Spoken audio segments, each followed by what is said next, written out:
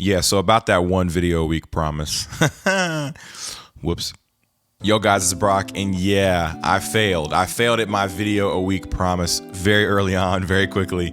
And yeah, I'm kind of kicking myself for it, and I let it slip even further. And now we are almost 3 weeks, or over 3 weeks from my last upload. But I have a good reason. We've been installing a big live streaming rig at my job, which I work at a church. So it's a multicam system, and it was a little bit more involved than I originally thought. Ran into some issues I had to figure out and troubleshoot. So I've just been kind of head first into that project for the last few weeks, but I've kind of got it set up and running. So now I'm back. I wouldn't mind doing a breakdown video of that live streaming multicam setup if that's something you guys be interested in. So let me know in the comments if that sounds fascinating to you or something you want to see more of. I can definitely do that. But here we are today with a new video, and this is a quicker one. I know I haven't uploaded, then you're gonna upload a quick one. Yes, but it's a quicker one in between one that I'm already working on. I'm working on a full gear rundown, basically everything that I use, basically kind of a what's in my camera bag / studio tour, all into one video. I'm gonna give you guys a full breakdown from cameras, lenses, filters, lights, computers, tablets, all those things that I use to get my job done and create things. So I'm gonna be doing a full breakdown on that. So make sure that you subscribe so you don't miss that. That will be coming in the next week or so. But today's video is just a quick one. And I do wanna quickly talk about lens filters and why I think lens filters are potentially overused in some situations and underused in others. So let's talk about it. So right now I'm shooting this video on a Moment CineBloom filter. I think it's the 10% version, and I love these. There also can be called mist filters. There's a couple different names for them. Different brands call them different things. But basically, what it does is it kind of softens the highlights and blooms them out a little bit to kind of give you more of a cinematic, almost like a hazy look. And it's very subtle, but I think it really cleans up images. And these are the kind of the filters that I wanted to talk about today. There's two types, right? You have filters that are purely functional, like an ND filter, their sole job is to allow you to shoot outdoors with the correct shutter speed, to match your frame rate and all that good stuff.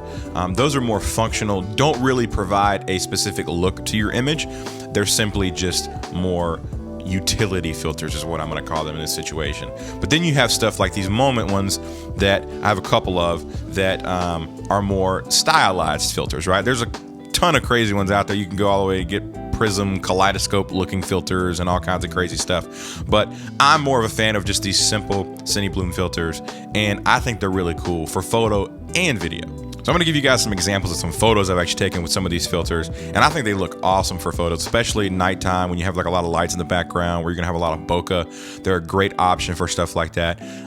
You can see some photos I took of my dog here on screen. This is a great example of what a mist or CineBloom filter can do for your image. I've also used them many times for different video projects. We shot a project last April for work, and I used one on a C200 with a Sigma 50-1.4, and you can see here these light bars I had in the background just really popped and had like a glow to them. And yes, there was haze in the room, but the lights, it changes the way the camera and the lenses see light, and I think it adds a really cool pop to the image that makes it a little more dynamic and have some more depth and texture than just shooting plain. So I'll flash some of those images on screen now as well. So my general philosophy with filters is I use ND filters, I use polarizers depending on what I'm doing. I have a couple of those, but I don't use them a ton, to be honest with you, but I use ND filters a lot, and I use these CineBloom filters a lot. I love the CineBloom because you can stack them with NDs too as well, so I like doing that.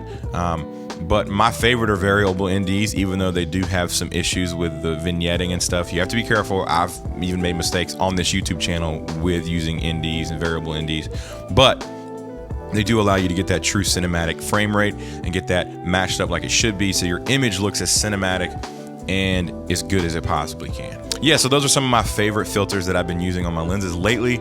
I do use, like I said, some stylized filters, but mainly utility filters. So what do you guys think? Do you prefer the stylized look? Do you think it's unnecessary? Do you think it looks gimmicky? What are your thoughts? I'd love to know what filters you guys use, brands and everything. So drop your links, drop your comments. I'd love to talk to you about it. But again, thanks for watching these videos. I really appreciate it. Again, I'm sorry that I missed like 3 weeks. It's ridiculous, but I promise I'm going to get in a better flow. Like I said, expect a full gear studio rundown tour. What's in my camera bag, all in one video coming very soon. So be on the lookout for that. Hit that subscribe button, hit that like button. And once again, thank you guys for watching. I'll catch you in the next one.